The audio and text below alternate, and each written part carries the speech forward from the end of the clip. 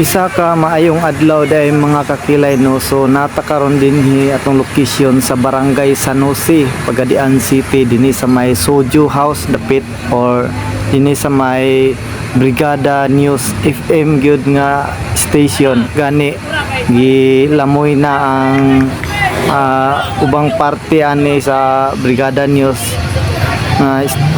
radio station. So mo ni ang sitwasyon karon sa sunog mga kakilay, February 2, 2025 mga niningtak na sa kahaponon mga kakilay no. So karong mga orasa mga kakilay, aning mga orasa kamulo nga nakig-away no ang ato ang mga fireman nga mga katawan na to sa fire para lang mapalong kining maong kalayo aron dili na mo kalat sa uban nga mga kabalayan. Ug gani mga kakilay, grabe jud no, grabe jud ang ilahang paningkamot para lang mapalong kay mikabat naman gud ni sa laing balay na pod no. Murag duha ka balay or tulo na ni kabalay ang gikaon ani mga kakilay, gikaon sa kalayo. Ug pasalamat pud ta sa ato ang mga nasa fire nga dali pod mi responde kay ug wala ni dayon na respondihin nila. Dako na kayo ni nga kalayo karon. So daghan na kayo nga mga fire truck atong nakita dinhi sa area mga kakilay. Gani mura og unom or lima na ka fire truck ang atong nakita dinhi sa area mga kakilay, dinhi sa Barangay San Jose.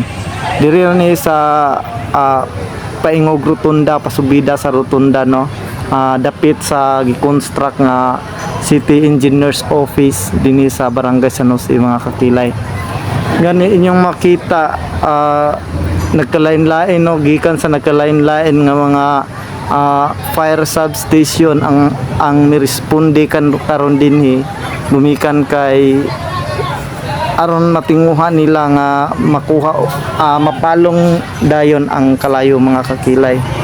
So atong nakita dinhi ang sa Zamboanga del Sur pod nga water truck nitabang na pod dinhi.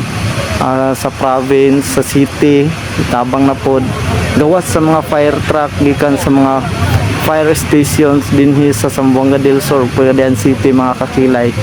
So ning tabang pod pag-apula sa kalayo ang atuang mga hingtungdan diya sa mga sa local o provincial nga ay sa city o provincial nga level mga kakilay. So atong makita ang mga water truck nila dire nga nagkarga og tubig para lang makasupply og tubig pagpalong sa kalayo mga kakilay. Kay dako-dako na gyud ang kalayo ani non, kabat na gyud dire sa pipila na kabalay. O pasalamat pud ta nga ilang girespondihan dayon ang maong sunog.